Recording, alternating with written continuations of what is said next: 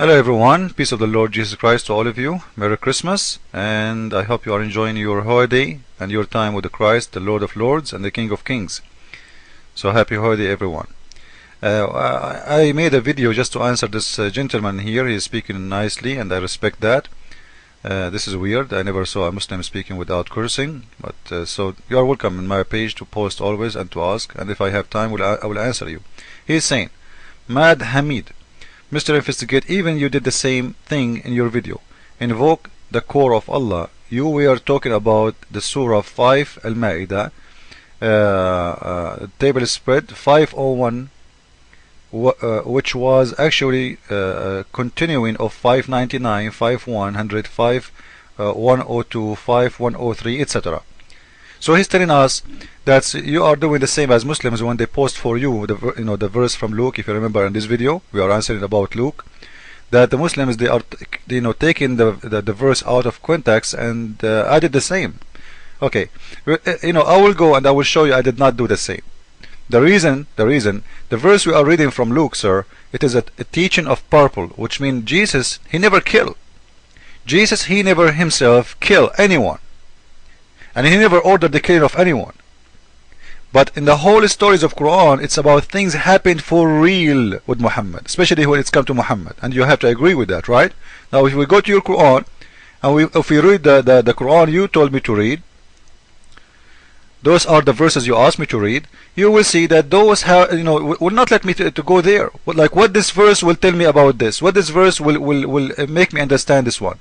The messenger's duty is but to proclaim the message, which means your prophet is just a reporter. Great.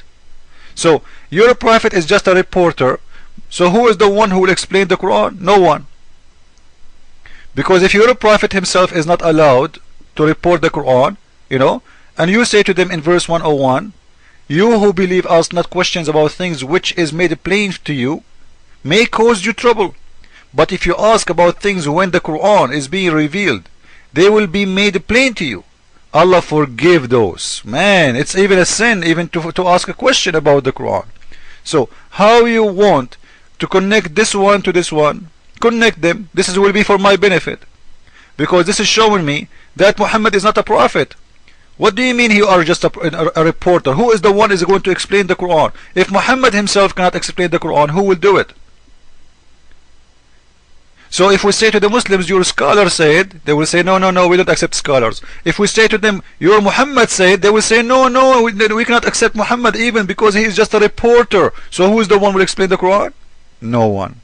According to those verses. This is a very crazy thing to believe.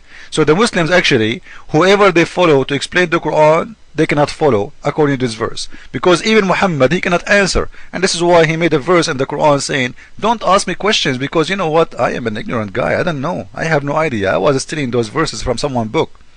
Okay, so there is someone was making verses for Muhammad, trying to help him to stop people from asking questions. Now to show you that you are wrong, we are not taking words out of context, I will go to the same chapter. This is chapter 5 verse 98. If we go to chapter number 33, verse number 33, we will see the following. It says, the punishment of those who wage war against Allah and His Messenger and strive might and mean of mischief through the land is execution or crucifixion or cutting of hands and feet from opposite side. You see, this is very ugly, punishment. If we go a verse before this one, you will see the punishment for the people who they are Jewish, it was to kill the one who killed. Now, why he did not continue with the same verse, with the same teaching? Why the punishment for those who wage war against Allah is a crucifixion? I thought crucifixion is pagans, punishment. It is it's people who worship idols punishment. Why Allah is taking punishment from the pagans and putting it in His book? So even this one punishment is taking it from others. He is approving it, he is accepting it, and for the first time in the history of all the prophets of God, he is practicing it. Because if in case you don't know, the Roman who was practicing the crucifixion. So why your prophet he approved the Roman crucifixion? And his Quran too, not only the Prophet, which means Allah himself, he's making supposedly this Quran, right? So in here we are not taking things off context, because your Prophet, he cut hands. He did it for real. If we go to Ibn Kathir in Arabic, you will see that those people who they consider wage war against Allah, they are people who converted to Islam and they left Islam. They became apostate. So the one who waged war against Allah is an apostate. What they did according to your side of the story, remember when we read it from hadith or we read it from explanation of Muslims, we are reading one side of the story. This is 533. This is Ibn Kathir. Ibn Kathir, this is the official government website of Saudi Arabia. If you go and read the translation for this page in English, in Islamic website, you will see that it's not even 20% of the pages left. You will see in here they are saying the following. A bunch of Christians who they converted to Islam, and all of us, we knew how they used to convert people to Islam. They converted to Islam and they told the Prophet that we are sick. So the Prophet, he ordered them to drink camel urine, because the camel urine is the best medicine of Muhammad. Anyone he got sick, he give him camel urine. So either you die from the camel urine, or if you are strong like a horse, you might survive. So he is saying to him, they said to him, we are sick. So he ordered them to drink camel urine. And he told them, go with our animal,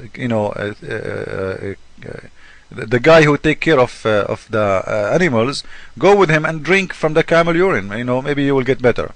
Supposedly they are Muslims, right? But this is very clear that those people, they made an excuse to go out from under the control of Muhammad, so they can go and run.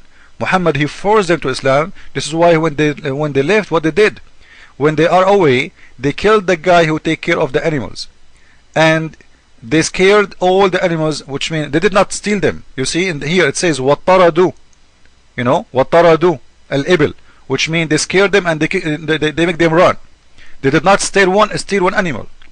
So what the punishment was for those?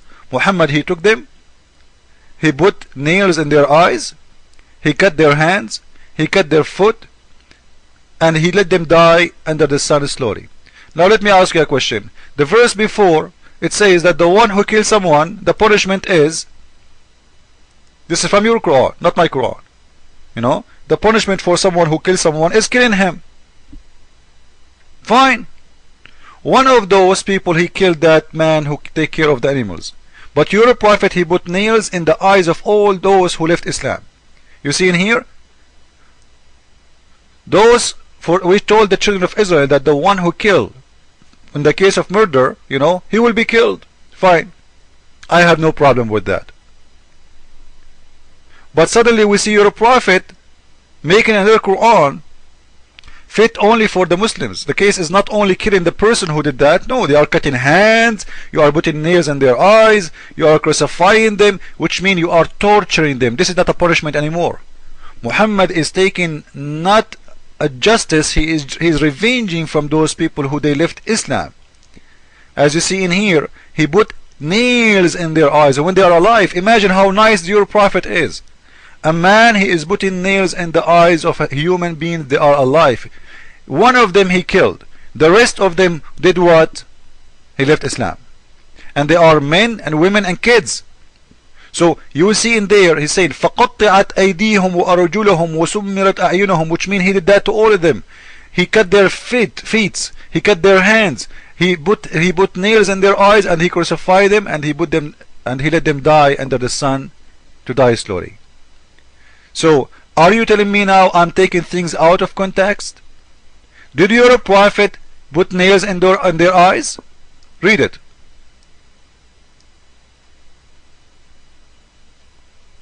Is that how Prophet of God he do? So when we say that your Prophet is a criminal, he is. Those people, because they left Islam, he decided to revenge, he decided to kill them. And you will see in here something very funny, by the way. He is practicing crucifixion, which is a pagan rule, pagan law. And before I finish, in here you will see that the crucifixion, according to Islam, Muhammad he stole it, and his Quran stole it from the Pharaoh. So how you explain to me that the God of Islam is taking the law of the Pharaoh, who said to everyone, you don't agree with me, I will crucify you, and he is the one who made this law? And your prophet, he take the law from Pharaoh? Is Pharaoh Allah? Because we suddenly now we saw that verse is exist in the Quran in different verse as Allah he will crucify people, but we see that Pharaoh exists long time before the Quran, and he is the one in here according to your verse. This is Surah 26 verse 49. Pharaoh is the one who said he will crucify people. This is his punishment, this is his creation, and the Roman they learned from him supposedly. So how you explain to me such a thing like this? Allah is copying it from the Pharaoh. Maybe your God Allah is Pharaoh and we don't know. Merry Christmas everyone. I hope you are enjoying your time. Jesus is Lord, Islam is false, and for fool, Ameen. See ya.